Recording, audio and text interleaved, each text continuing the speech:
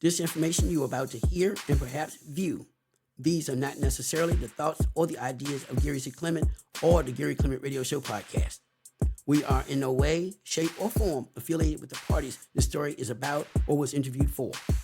Parts of this content may not be owned by or the property of the Gary Clement Radio Show podcast, G2 Network Media, or any other company we are affiliated with, and this information is strictly the opinion of those being interviewed. This content is for information purposes only, and although we may make reference to various news stories, we share our own independent beliefs about the content and provide our own opinions. Please enjoy the information. Hi, my name is Gary C. Clement, and welcome to the Gary Clement Radio Show and Podcast. Today on the show, we welcome Ms. Kelly Nemhard, who's a native of Jamaica and been here in America for years now. Professionally, she's a health and wellness expert and here to talk with us about health and wellness secrets and cures she has used for most of her life. How are you today, Kelly? I'm doing well, Gary. How are you doing today? Good. Okay, great. So, first of all, just tell us exactly, I believe you're from Jamaica, is that correct? Yes, I was born here, but I was raised in Jamaica. Okay. So being raised or whatnot in Jamaica, what kind of lifestyle was that? What was it like compared to being here in the States of America? I mean, it's kind of hard to compare because it's like I spent my childhood and teenage years there, and then I came here for college, right? So I can't really compare like stages of life, but I will say that growing up in Jamaica, just felt, simple, warm. I had a sense of freedom of my ability to achieve the things that I wanted to achieve. Like I never really felt like there was anything I couldn't do as long as I had a great education. I grew up in very strong about values, be treat people with respect, having your P's and Q's and so on. And my mother my mother's a nurse. My father had his auto repair business. It was me and my brother. My brother's 8 years older than me, and there's not much I can say like compared to here other than just comparing childhood here to, I see. being an adult here. You know what I mean? Okay. Now, so Yeah. why did you just explain to me, why did you actually, get over into natural therapy and, and wellness? Talk a little bit about that for us. Okay. Yeah. So, growing up, I've always wanted to I always was keen on biology. I just love science. I love biology. And I also have a great love for animals. So I wanted to be a vet, and then eventually I wanted to be a doctor. But the common thread was I wanted to use biology to help people and better understand how we grow from a single cell to this fully functioning human being. So I went to Wesleyan University in Connecticut. I was in the pre-med program and in the biology department. And eventually, I just realized I was more fascinated with understanding how the human body worked versus being in the medical care per se, right? Mm-hmm. So then I started doing research in the lab instead of instead of sticking to the pre-med route. So I left Wesleyan with my bachelor's in biology, having spent about 2.5 years working in the lab as an undergraduate. And I went to Duke University, and I was in the Duke University for the PhD program in cell biology, specializing in developmental and stem cell biology. So, I was going for the PhD, but, at some point along the route, I realized that I was not interested in, running my own lab, and I was not interested in teaching at a university. So really, I didn't need the PhD, but I still wanted to use biology to help people, with their health and well-being. Mm-hmm. So that led me to go into clinical research. Okay. Um, uh, and when I say clinical research, like working with the pharmaceutical companies to develop drugs that would help people. And so, in doing so, after being in that field for about 7.5 years, I felt like I was really spending more time helping the pharmaceutical company make money than really helping people. Mm-hmm.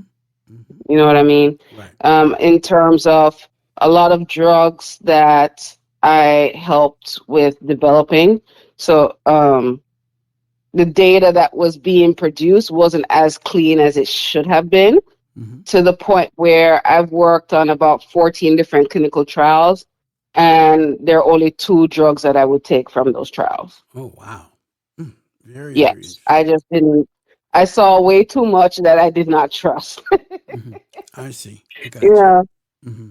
And so during that time, I was just having a bit of a crisis where it was, all right, I want to help people with biology, but I don't know how, and I know it's my life purpose. What do I do? And I was really stressed out, you know. And so I started doing mindfulness-based stress reduction classes at Duke Integrative Medicine. And one day, as I was walking to class one evening, I saw a brochure about becoming an integrative health coach. And I was wondering, what is an integrative health coach? And when I read it, I was like, wait, I do this all the time with my friends and family. So Mm-hmm. basically, integrative health coach helps you think through what are your goals that you want to achieve regarding your health, whether it's your physical, mental, emotional, spiritual, occupational, and so on, and help you kind of think through how important it is for you to achieve that goal in your life. How ready are you to achieve it, and help you think through all the different things to consider before you start working towards that goal, so that you can be as great a success as possible in achieving it. I That see. makes a difference between, people deciding to do a New Year's resolution, and a New Year's resolution lasting only 2 weeks versus actually sticking. Wow. Mm-hmm. Making sure that you actually cover all areas. So that started my move into more in an integrative healthcare path rather than conventionally being a doctor or being a scientist. I see. I got you. Okay. So would you say your method and everything that you do now is more holistic, more so than, because a lot of doctors and stuff now, they're just specializing in just various areas or whatnot. They're not covering the entire body. They're not, doing half the stuff that they probably should be doing. What are your thoughts there? So for what I do, it's just when I work with clients, I have them make sure they keep their whole health in mind. Because sometimes people are focused on the physical and not realize that the different aspects of your health all affect each other. So you could be having gut issues and you go to the doctor about gut issues, and your doctor is focused on managing the symptoms of your gut issues. But then are they getting to the root of the problem? Maybe the root of your gut issues is what you eat. Maybe the root of your gut issues is stress from your home life, could be Mm-hmm. stress from your work life. Maybe the root of your gut issues is an environmental contaminant like mold in the air that you're breathing in. And one of the symptoms of you breathing this mold is developing gut issues. So when working with an integrative healthcare professional, they tackle your concern from all angles and not just from managing symptoms. And there are more and more doctors out there who are adopting this integrative method of tending to somebody's health care. You have a lot of integrative primary care physicians where they look at the whole. You have some doctors who do specialize in, say, gut health. And even though that's their specialty, they still consider the whole, but in relation to how it affects gut health. Mm-hmm. I see. Very interesting. Okay. You ever thought about putting together a coaching program where you could basically sit at home or whatnot and use your webcam and teach people and stuff online and get paid? You ever thought about doing that? Not so much teaching. It's more like I've always wanted to be the person who was working directly with someone to problem solve, if you get what I'm saying. Not so much from the teaching standpoint. I see. Okay. So that was one of the things that drove me in my career in clinical research. That when I was in clinical research, the first 3.5 years was basically me spent, at the desk, um, doing a lot of administrative stuff. Where really I wanted to be the person who went to the actual hospitals and the clinics and interacted with the doctors, interacted with the nurses, and depending on the situation with the patients to like really be on the ground helping to directly affect make an effect on the problem. I see. So Okay. it wasn't so I do value training and teaching other people because I Hmm. did a lot of mentoring of other staff when I was in clinical research, but really my heart is working one on one with that client to address their concern. I see. I understand. Okay. Wonderful. Okay. Cool. So when it comes to visiting Jamaica, do you go back often? I know you went a couple of years ago, I believe. How was that trip? Yes, I usually go home once a year. The times that I did not go home was 2020 because of COVID, and I'm not going home this year. There was one other time I didn't go home, and I think that's when I was transitioning from graduate school to work in clinical research. Hmm. So since I left Jamaica in 1999, I've been home every year except for 3 times. Wow. Hmm. Um, and I always love going home and seeing my family and my friends because I do still have my mother there, my aunts, I have friends from high school and such.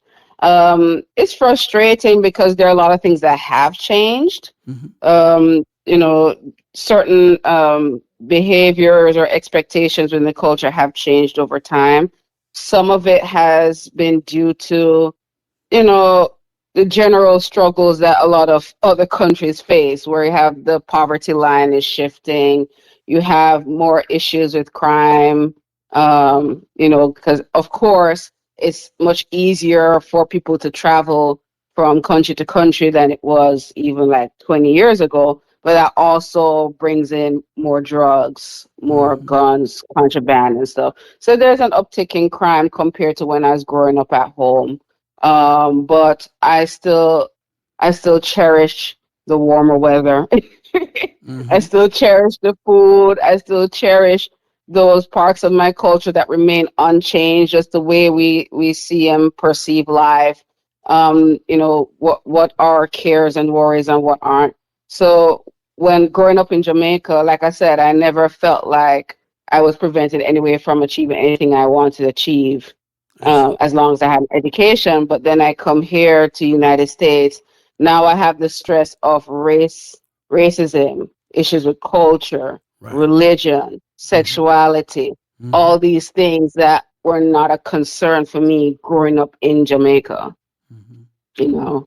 And Right. so I do cherish Jamaica for the fact that I know what it's like to grow up and not worry about somebody wanting to wish me harm because I'm black or Yeah. because I'm Christian, those Hmm. sorts of things. So I cherish my country for that level of mental and emotional freedom. Right. I see. Interesting. Okay. Cool. Cool. Okay. So for people that want to learn more about you, to find out about uh, some of the services that you offer, how do they get in touch with you? Well, they can visit my website. My business is called My Wealth in Health. And so my website is www.mywealthinhealth.com.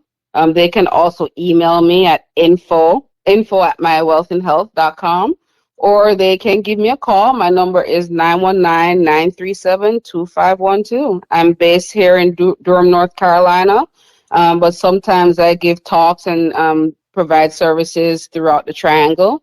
I've done workshops in Raleigh. I've participated in health fairs and expos, even as far as Charlotte. So anybody within the area, the Triangle area, or all of North Carolina can reach out to me. And I also provide some of my services remotely. So even if you're located in a different state and you'd want some health coaching or any of my other services, still feel free to give me a call or shoot me an email.